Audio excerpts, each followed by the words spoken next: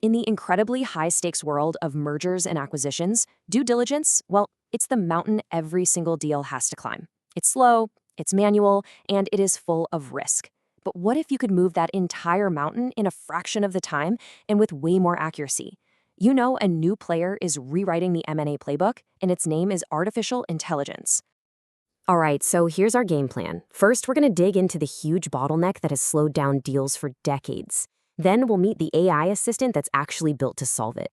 We'll ask the big question, can you really trust this thing? Before looking at the whole new M&A playbook it creates. And finally, we'll zoom out and see how this one tool could literally reshape the entire legal industry. Okay, so first things first, let's get a real grip on the problem that AI is trying to solve here. Because the traditional due diligence process, it's famous, or maybe infamous, for being an absolute monster of a bottleneck. I mean, this picture just says it all, doesn't it? For decades, the engine room of M&A due diligence has been powered by junior lawyers, absolutely buried under mountains of paperwork, working against totally impossible deadlines. We are talking about thousands upon thousands of documents, everything from NDAs to incredibly complex supplier contracts. And you don't have to take my word for it. This quote from an Imprimo white paper nails it. The process is lengthy, laborious, and sometimes inefficient.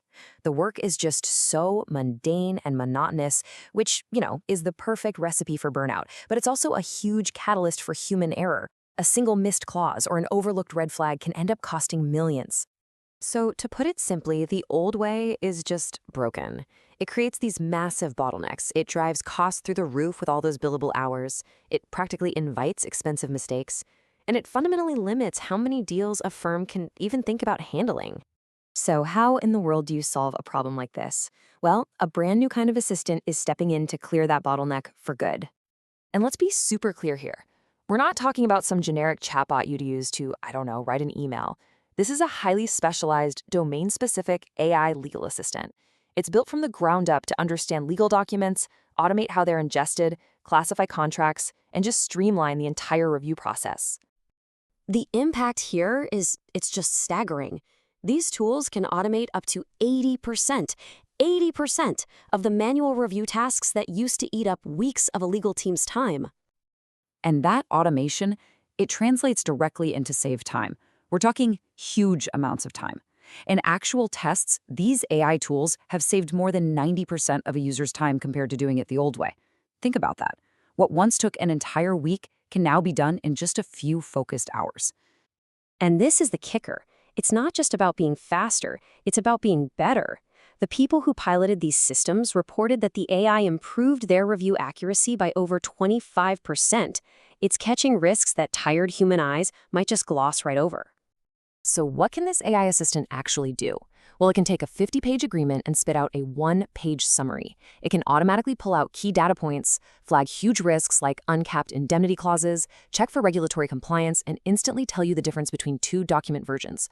All of this frees up lawyers to move from that tedious document triage to high-value strategic work. Okay, I know what you're thinking. That all sounds amazing.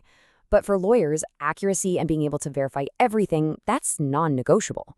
You can't just take an AI's word for it, right? So how can legal professionals actually trust the output? The answer lies in a technology that basically forces the AI to take an open book exam. The system isn't allowed to just make up an answer. No, it has to show its work. And it does that by citing its sources directly from the documents it reviewed. So how does this open book exam work? It's all thanks to a process called retrieval augmented generation, or just RAG.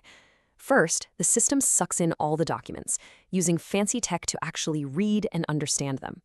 Then, when a lawyer asks a question, it retrieves the most relevant bits of text.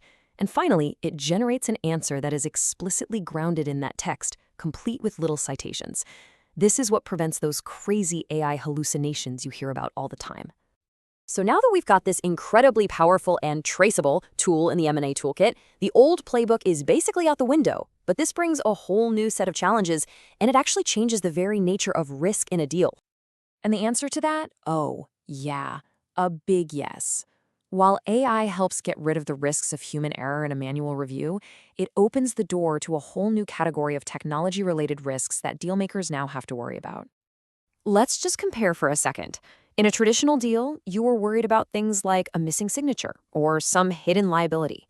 But now, with AI-driven companies, the due diligence playbook has to include checking for stuff like biased training data, figuring out who even owns the AI's output, and making sure you're complying with this whole new world of emerging AI laws. And this leads directly to brand new clauses showing up in M&A contracts. We're talking about AI-specific warranties. Buyers are now demanding guarantees about the data used to train the AI, who owns the intellectual property it creates, and whether the company actually has proper human oversight in place. Now look, these changes aren't just affecting a few one-off deals. These are the tremors before a much larger earthquake, one that is set to reshape the entire legal profession. So the experts who study this stuff, they see this whole transformation happening in three big overlapping waves. We're in wave 1 right now. Lots of adoption and experimentation, mostly focused on back-office efficiency. Wave 2, coming in the next 3 to 5 years, is going to bring major disruption to the business model of law. And then wave 3, about 5 to 10 years out, that's when we'll see serious automation of legal services themselves. The number one target for disruption in Wave 2 is the billable hour. I mean, as AI makes legal work drastically more efficient, clients are going to put immense pressure on law firms to get away from billing by the hour. Why would you pay for 100 hours of manual review when an AI can do a better job in 5? It just forces a fundamental change in how law firms price their services and make money. And this all leads to the evolution of the lawyer's role itself, just like this quote from Thomson Reuters predicts. In the future, AI is going to be the main driver of the day-to-day legal tasks. The human lawyer's role is going to shift from being the doer to being the supervisor, the strategist, the person who oversees the tech and provides that critical judgment that AI just can't. Which really leaves us with this final critical question.